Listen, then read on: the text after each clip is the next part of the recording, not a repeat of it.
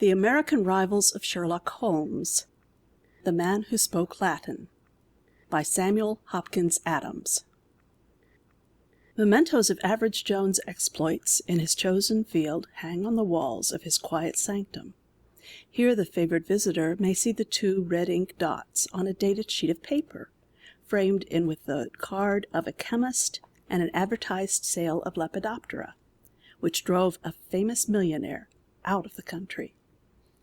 Nearby are displayed the exploitation of a lure for black bass, strangely perforated, a man's reason hung on those pinpricks, and a scrawled legend which seems to spell mercy. 2 men's lives were sacrificed to that. While below them, set in somber black, is the funeral notice of a dog worth $1 million.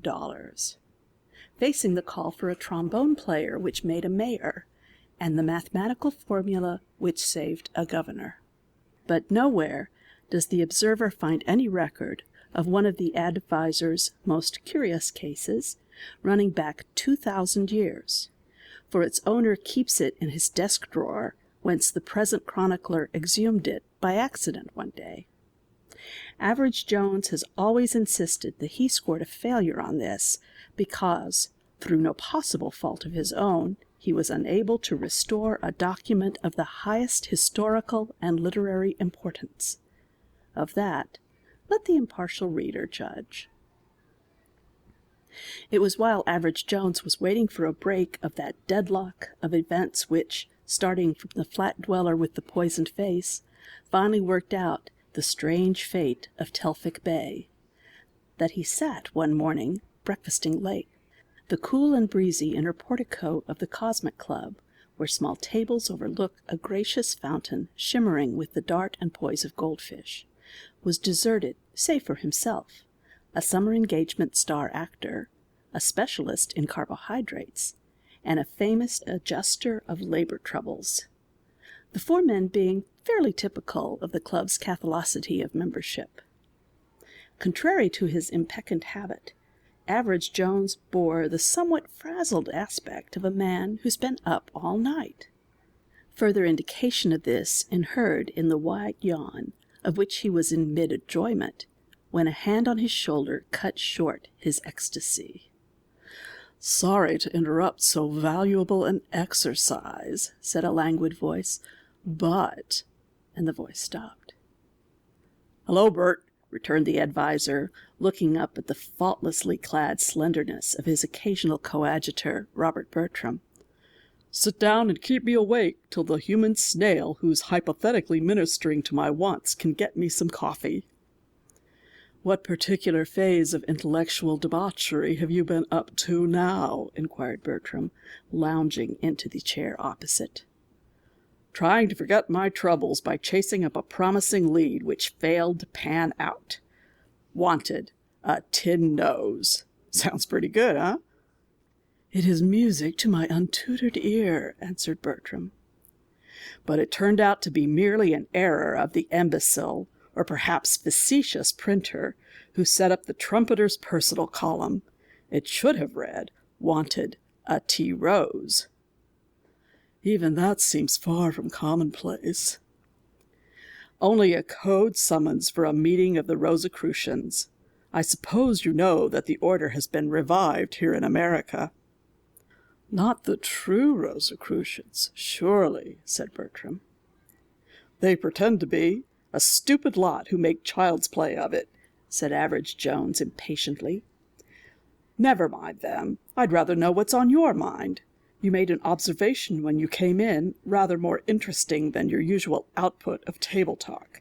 You said 'but,' and nothing further.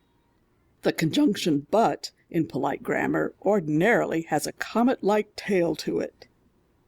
"Apropos of polite grammar, do you speak Latin?" asked Bertram carelessly. "Not enough to be gossipy in it." "Then you wouldn't care to give a job to a man who can't speak anything else?" "On that qualification alone?" "No, not entirely. He is a good military engineer, I believe." "So that's the other end of the butt, is it?" said Average Jones. "Go on. Elaborate." Bertram laid before his friend a printed clipping in large, clear type, saying, "When I read this, I couldn't resist the notion that somehow or other it was in your line. Pursuit of the adventure of life and all that. Let's see what you can make of it." Average Jones straightened in his chair. "Latin," he said, "and an ad by the look of it.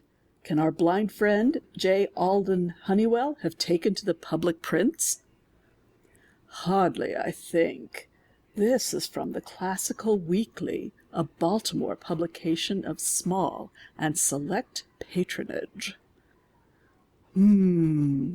Looks rather alluring," commented Average Jones with a prolonged drawl. "Better than the Rosicrucian fakery, anyway." He bent over the clipping, studying these words. "L. Livius M.F. Praenestinus, quod libet in negotium non inhonestum qui victum merium locare velim, literatus sum, scriptum facere bene scio, stipendia multa emeritus, scientiarum belli, procertim muniendi sum peritus.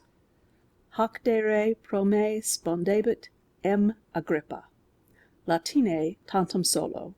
Si quis me velit conveneri, quovis Dei mane adesto in publicis hortis orbis Baltimoriane ad signum apri." "Can you make it out?" asked Bertram. Well, the general sense. Livius seems to yearn in modern print for any honest employment, but especially scrapping of the ancient variety or secretarying. Apply to Agrippa for references. Since he describes his conversation as being confined to Latin, I take it he won't find many jobs reaching out eagerly for him.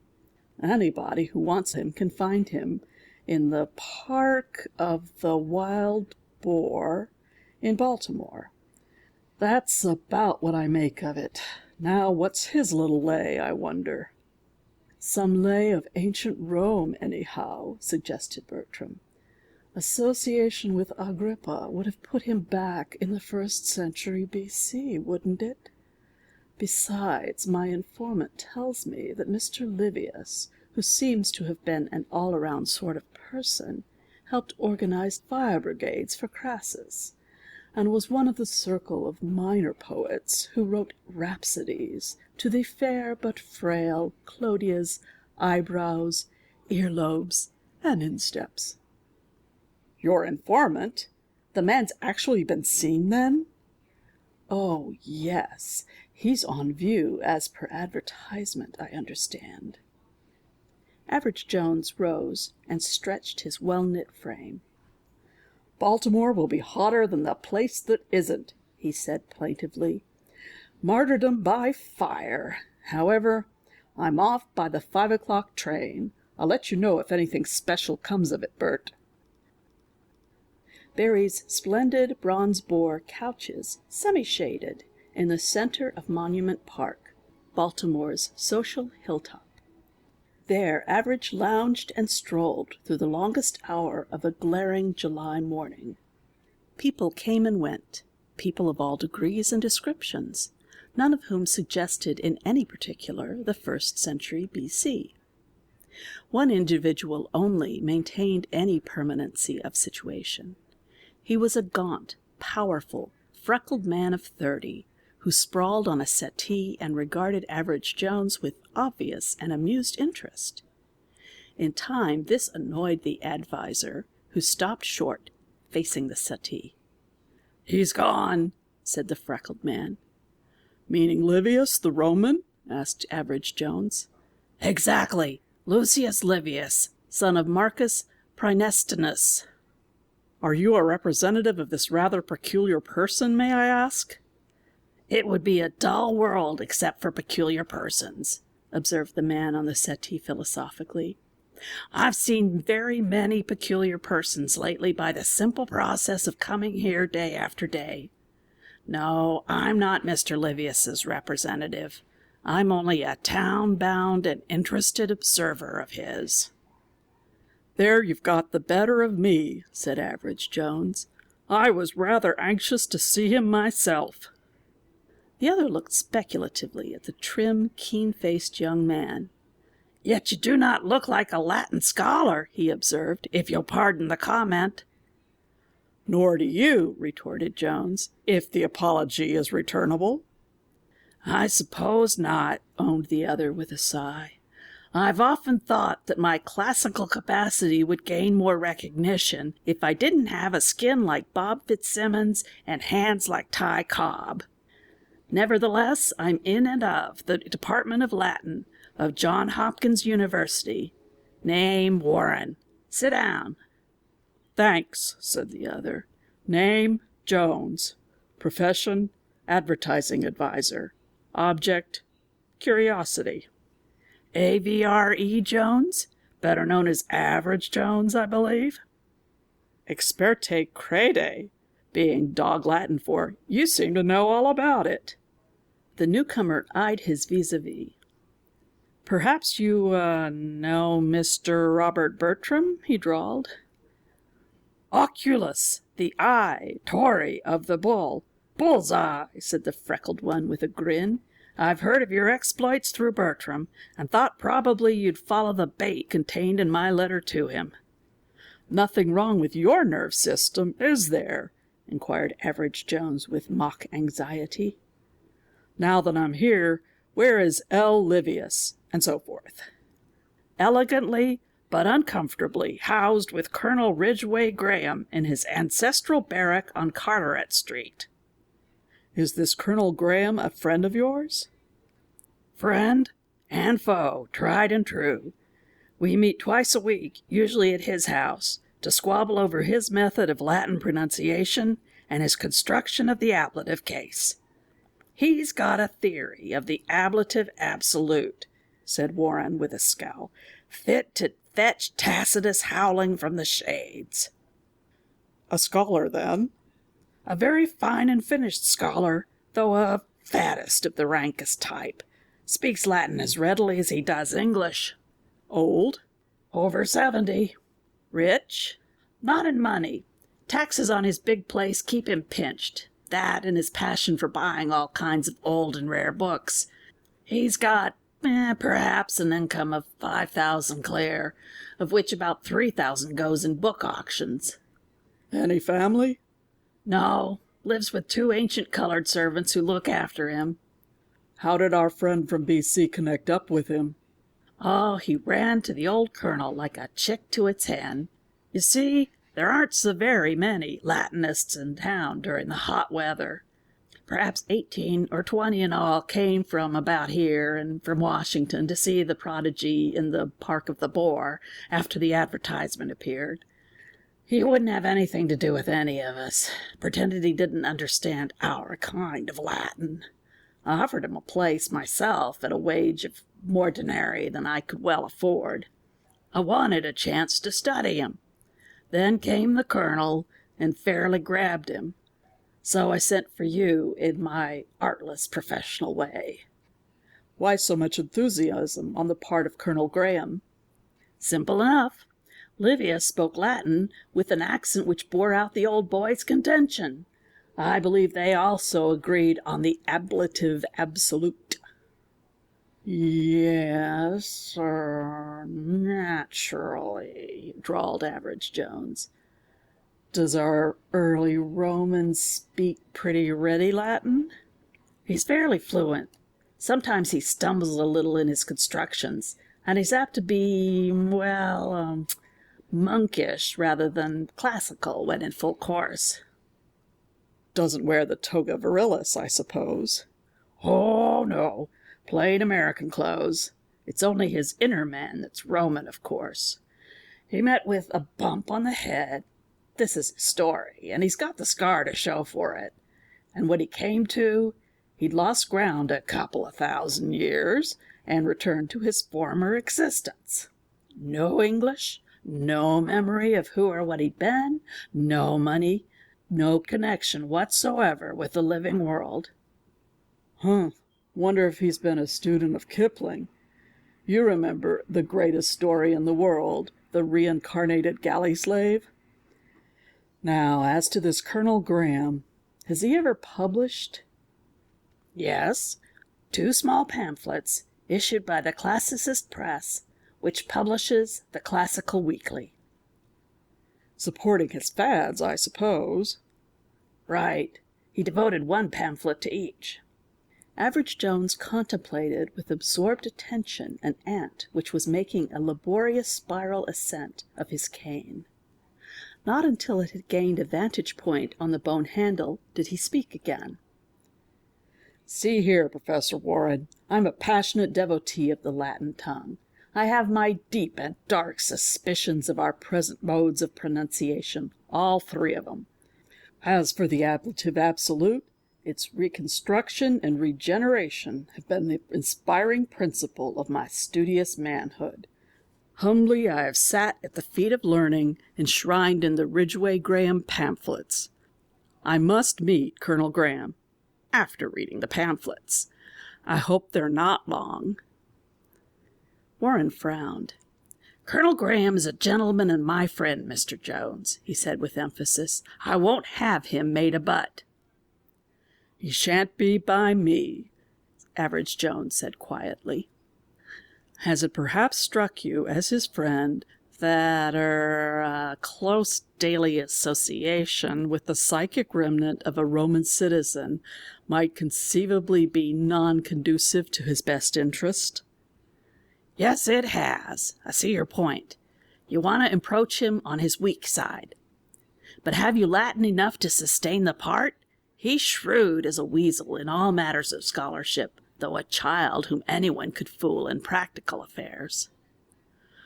No, I haven't, admitted Average Jones.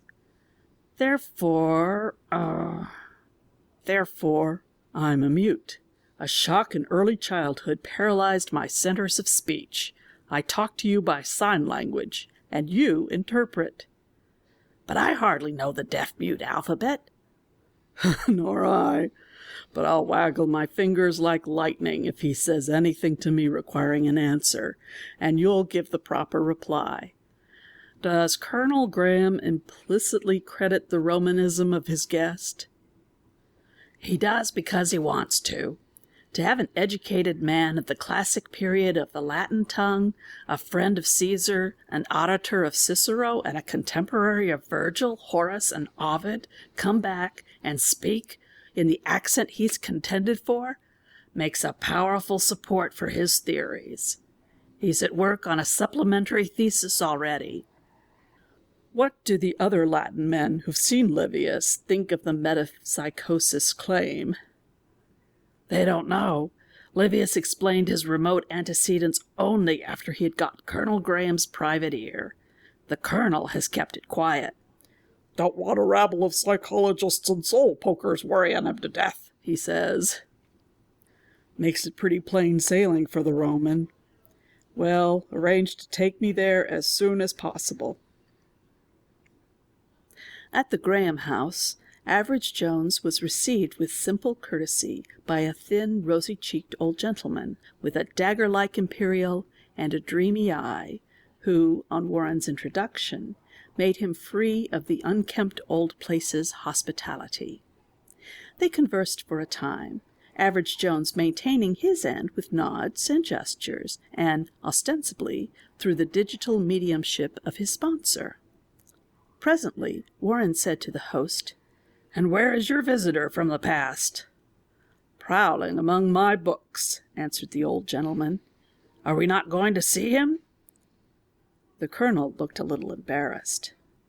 "The fact is, Professor Warren, Livius has taken rather an aversion to you." "I'm sorry. How so?" A twinkle of malice shone in the old scholar's eye. "He says that your Latin accent frets his nerves," he explained. "In that case," said Warren, obeying a quick signal from his accomplice, "I'll stroll in the garden while you present Mr. Jones to Livius." Colonel Graham led the way to a lofty wing, once used as a drawing-room, but now the repository for thousands of books, which not only filled the shelves but were heaped up in every corner. "I must apologize for this confusion, sir," said the host. "No one is permitted to arrange my books but myself, and my efforts, I fear, serve only to make confusion more confounded. There are 4 other rooms even more chaotic than this." At the sound of his voice, a man who had been seated behind a tumulus of volumes rose and stood. Average Jones looked at him keenly. He was perhaps 45 years of age, thin and sinewy, with a close-shaven face, pale blue eyes, and a narrow forehead running high into a mop of grizzled locks. Diagonally across the front part of the scalp, a scar could be dimly perceived through the hair. Average Jones glanced at the stranger's hands to gain, if possible, some hint of his former employment. With his faculty of swift observation, he noticed that the long, slender fingers were not only mottled with dust, but also scuffed, and in places scarified, as if their owner had been hurriedly handling a great number of books. Colonel Graham presented the newcomer in formal Latin. He bowed. The scarred man made a curious gesture of the hand, addressing Average Jones in an accent which, even to the young man's long unaccustomed ears, sounded strange and strained. "De illi linguam astringere mutus est," said Colonel Graham, indicating the younger man, and adding a sentence of sonorous, metrical Greek. Average Jones recalled the Aeschylean line, "Well, though a great ox hath stepped on my tongue, it hasn't trodden out my eyes, praises be," said he to himself, as he caught the uneasy glance of the Roman. By way of allaying suspicion, he scribbled upon a sheet of paper a few complimentary Latin sentences, in which Warren had sedulously coached him for the occasion, and withdrew to the front room, where he was presently joined by the John Hopkins man. Fortunately, the colonel gave them a few minutes together. "Arrange for me to come here daily to study in the library," whispered Jones to the Latin professor. The other nodded. "Now sit tight," added Jones. He stepped, soft-footed, on the thick old rug, across to the library door, and threw it open. Just inside stood Livius, an expression of startled anger on his thin face. Quickly recovering himself, he explained, in his ready Latin, that he was about to enter and speak to his patron. "Shows a remarkable interest in possible conversation," whispered Jones on his withdrawal, "for a man who understands no English. Also does me the honour to suspect me. He must have been a wily chap in the consulship of Plancus." Before leaving, Average Jones had received from Colonel Graham a general invitation to spend as much time as he chose studying among the books. The old manservant, Saul, had orders to admit him at any hour. He returned to his hotel to write a courteous note of acknowledgment. Many hours has Average Jones spent more tediously than those passed in the cool seclusion of Colonel Ridgway Graham's treasure house of print. He burrowed among quaint accumulations of forgotten classics. He dipped with astonishment into the savage and ultra-Rabelaisian satire of von Hutter's Epistola Obscurorum Virorum, which set early 16th century Europe aroar with laughter at the discomfited monks. And he cleansed himself from that tainted atmosphere in the fresh air and free English of a splendid Audubon first. And all the time he was conscious that the Roman watched. More than once, Livius offered aid, seeking to apprise himself of the supposed mute's line of investigation, but the other smilingly fended him off.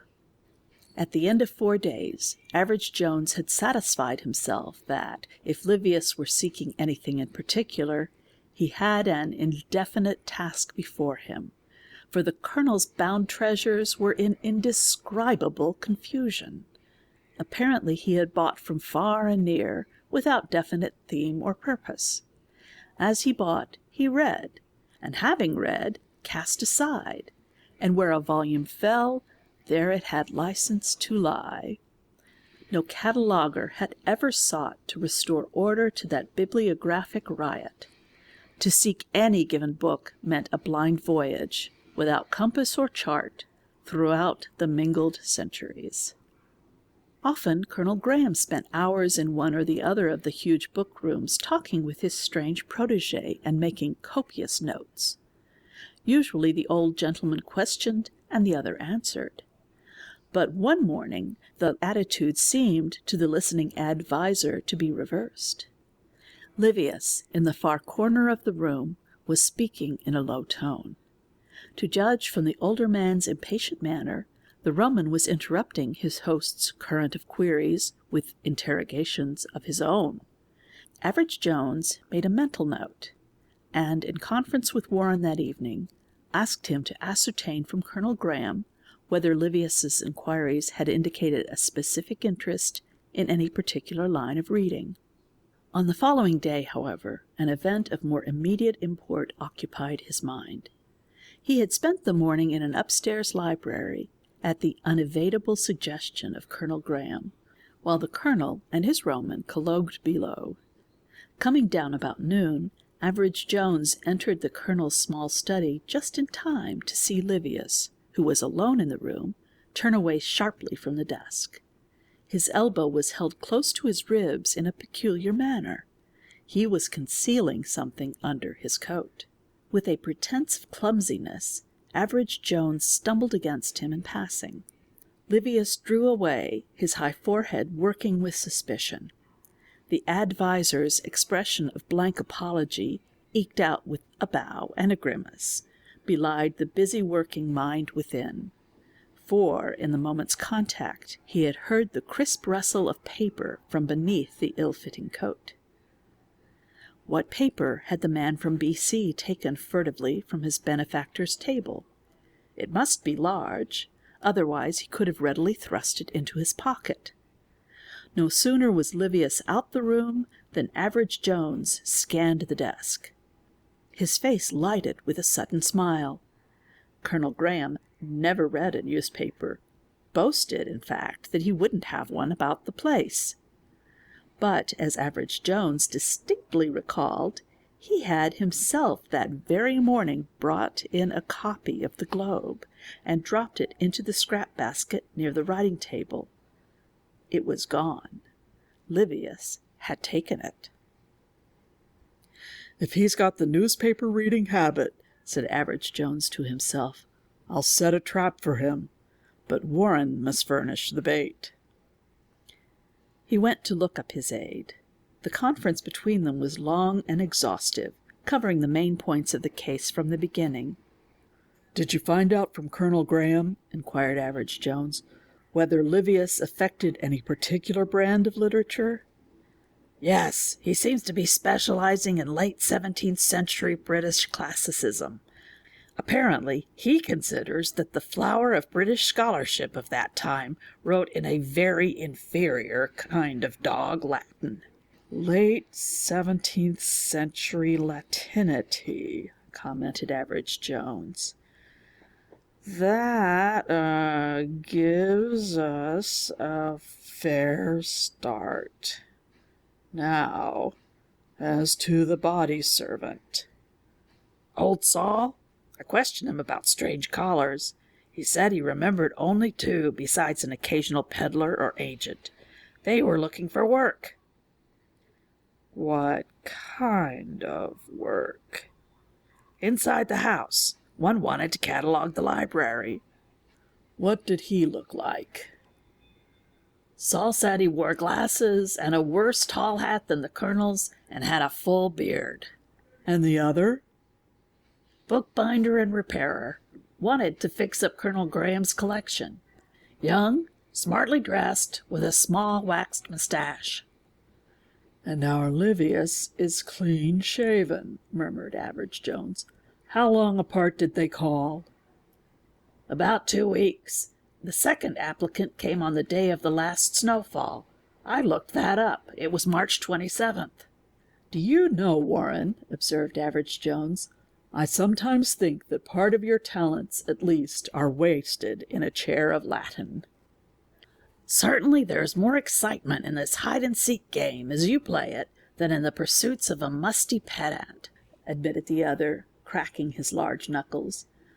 "But when are we going to spring upon friend Livius and strip him of his fake toga?" "That's the easiest part of it. I've already caught him, filling a fountain pen as if he'd been brought up on them, and humming the spinning chorus from the Flying Dutchman, not to mention the lifting of my newspaper."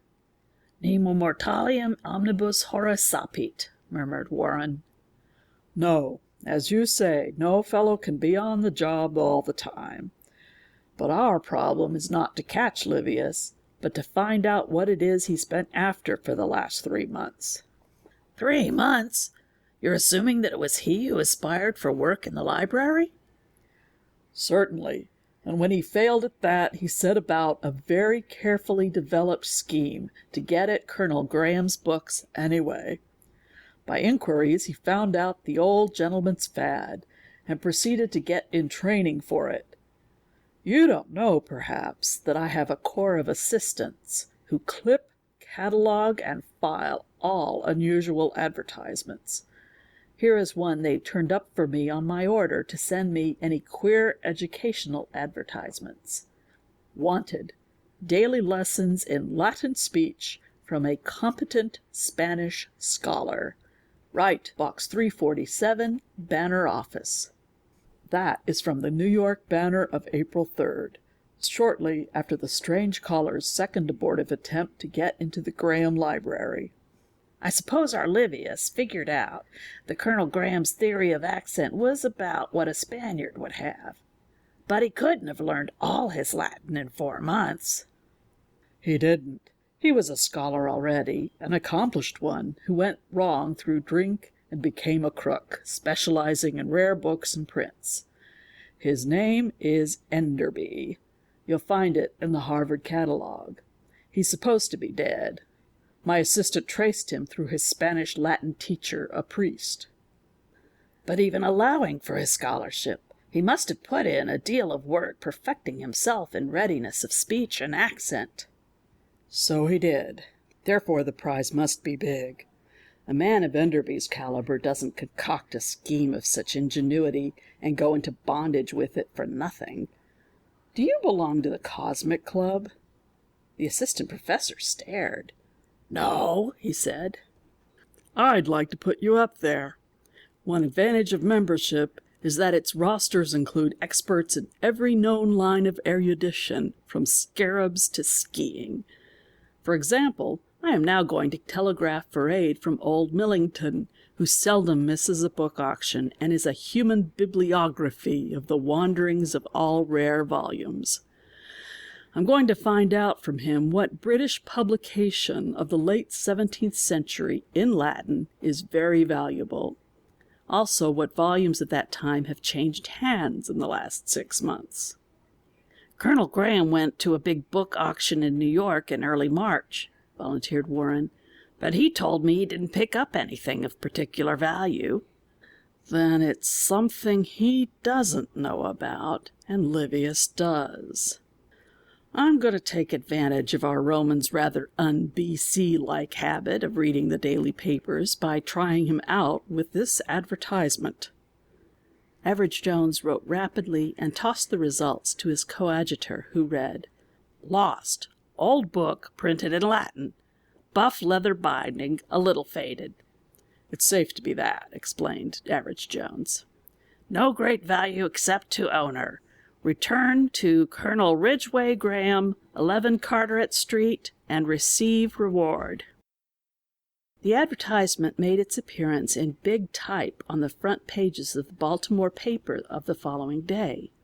That evening Average Jones met Warren for dinner with a puckered brow. "Did Livius rise to the bait?" asked the scholar.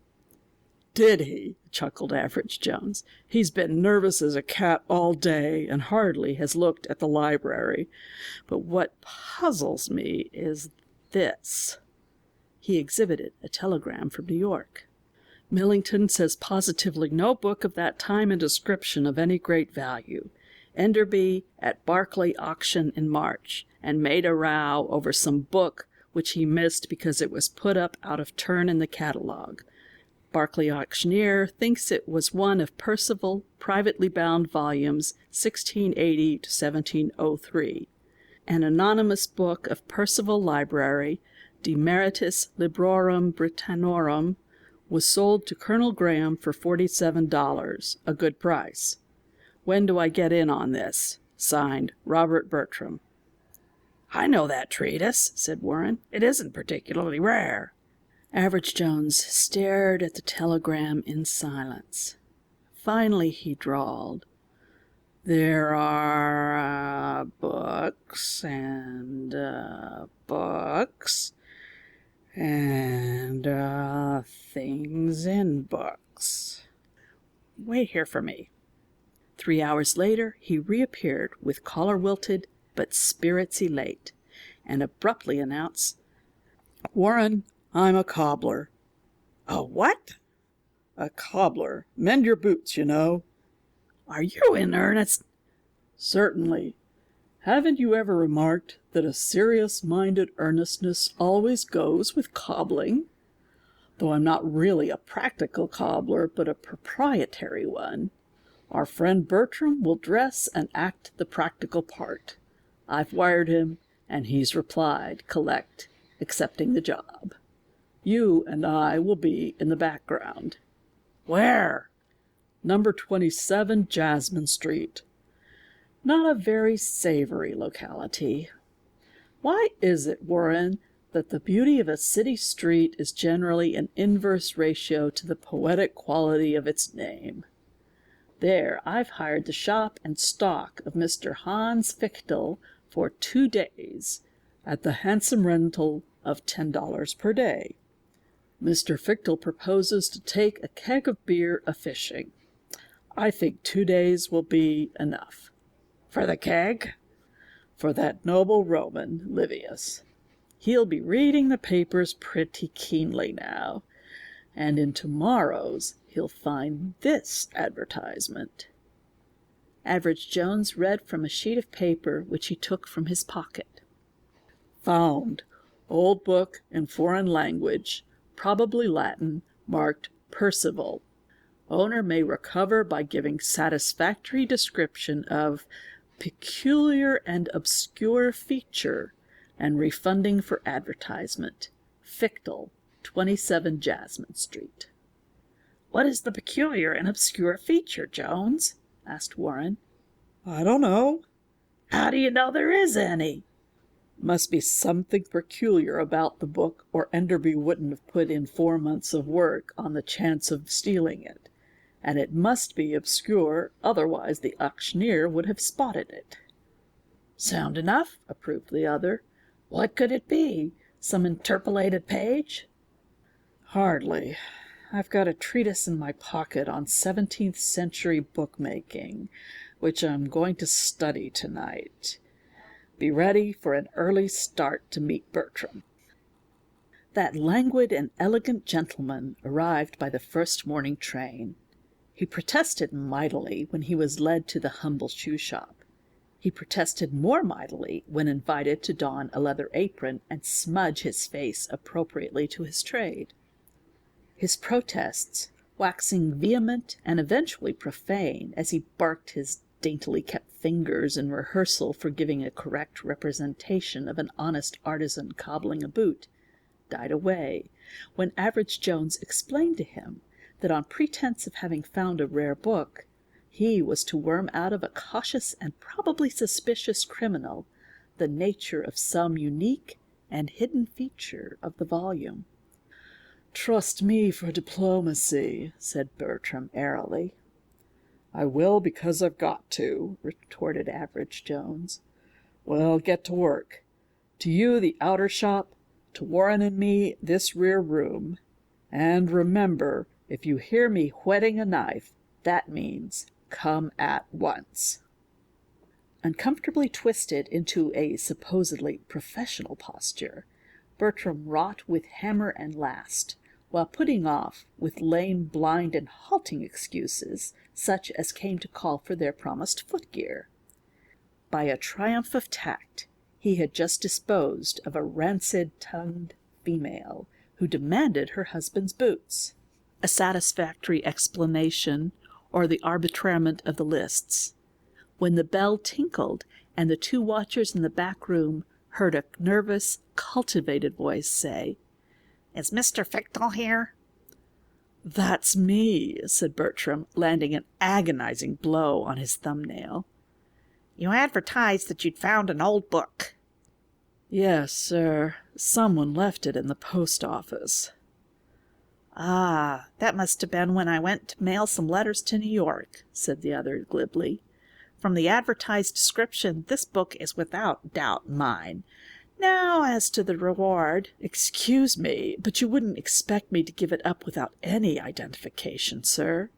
"Certainly not. It was Demeritus Liberor—" "I can't read Latin, sir." "But you can make that much out," said the visitor with rising exasperation. "Come, if it's a matter of the reward, how much?" "I wouldn't mind having a good reward, say $10. But I want to be sure it's your book. There's something about it that you could easily tell me, sir, for anyone could see it." "A very observant shoemaker," commented the other with a slight sneer. "You mean the, half-split cover?" Swish, swish, swish, swish, sounded from the rear room. "Excuse me," said Bertram, who had not ceased from his pretended work. "I have to get a piece of leather." He stepped into the back room, where Average Jones, his face alight, held up a piece of paper upon which he had hurriedly scrawled, "Manuscript bound into cover. Get it out of him. Tell him you have a brother who is a Latin scholar." Bertram nodded, caught up a strip of calfskin, and returned. "Yes, sir," he said. "The split cover and what's inside?" The other started. "You didn't get it out!" he cried. "You didn't tear it!" "No, sir, it's there safe enough, but some of it can be made out." "You said you didn't read Latin." "No, sir, but I have a brother that went through the academy. He reads a little." This was thin ice, but Bertram went forward with assumed assurance. "He thinks the manuscript is quite rare. Oh, Fritz, come in." "Any letter of Bacon's is rare, of course," returned the other impatiently. "Therefore, I propose offering you $50 reward." He looked up as Average Jones entered. The young man's sleeves were rolled up. His face was generously smudged, and a strip of cobbler's wax beneath the upper lip puffed and distorted the firm line of his mouth. Further, his head was louting low on his neck, so that the visitor got no view sufficient for recognition. "Lord Bacon's letter, must be, pretty rare, mister," he drawled thickly.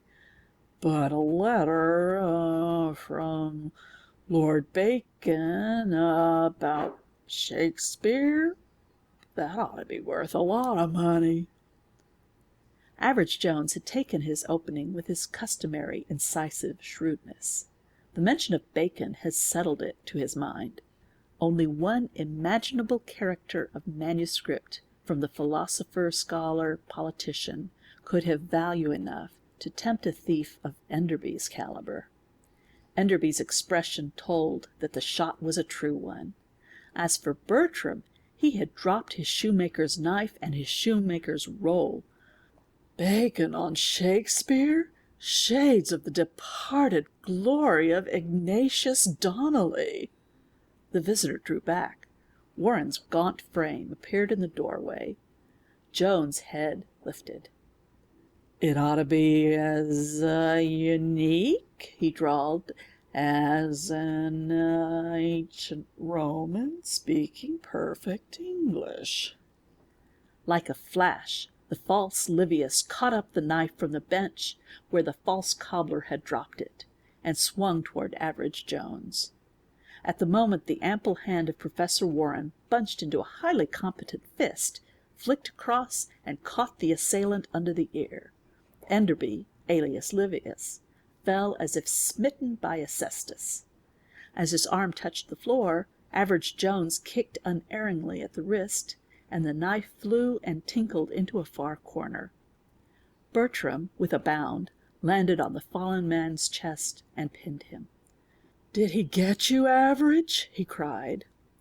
"Not this time. Pretty good teamwork," drawled the adviser. "We've got our man for felonious assault, at least."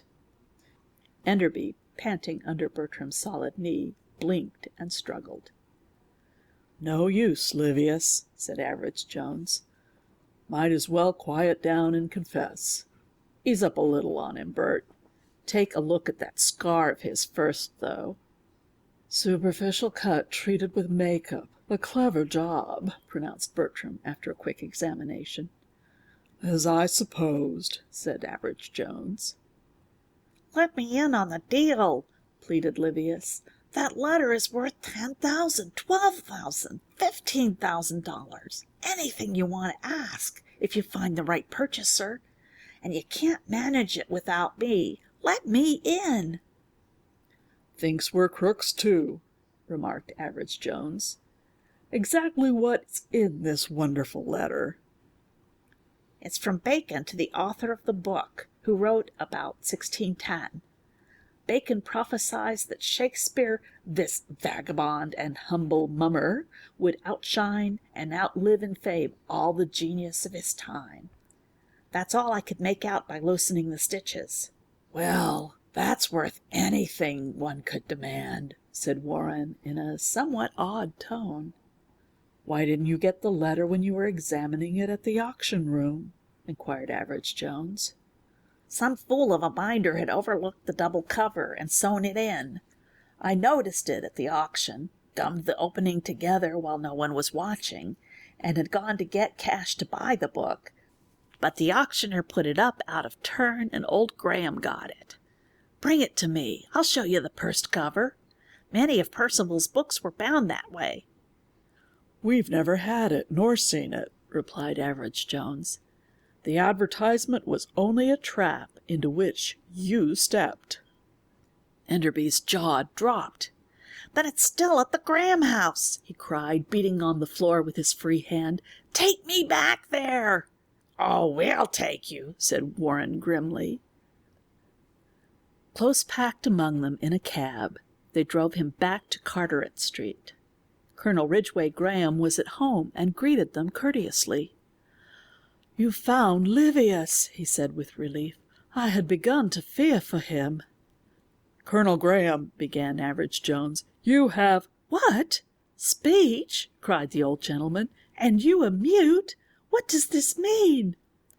"Never mind him," broke in Enderby Livius. "There's something more important." But the colonel had shrunk back. "English from you, Livius!" he cried, setting his hand to his brow. "All will be explained in time, Colonel," Warren assured him. "Meanwhile, you have a document of the utmost importance and value. Do you remember buying one of the Percival volumes at the Berkeley auction?" The collector drew his brows down in an effort to remember. "An octavo? In fairly good condition?" he asked. Yes, yes, cried Enderby eagerly. "Where is it? What did you do with it?" "It was in Latin, very false Latin." The foreman leaned forward, breathless. "Oh, I remember. It slipped from my pocket and fell into the river as I was crossing the ferry to Jersey." There was a dead, flat, stricken silence. Then Average Jones turned hollow eyes upon Warren. "Professor," he said, with a rueful attempt at a smile, "what's the past participle, passive, plural, of the Latin verb to sting?" End of The Man Who Spoke Latin by Samuel Hopkins Adams.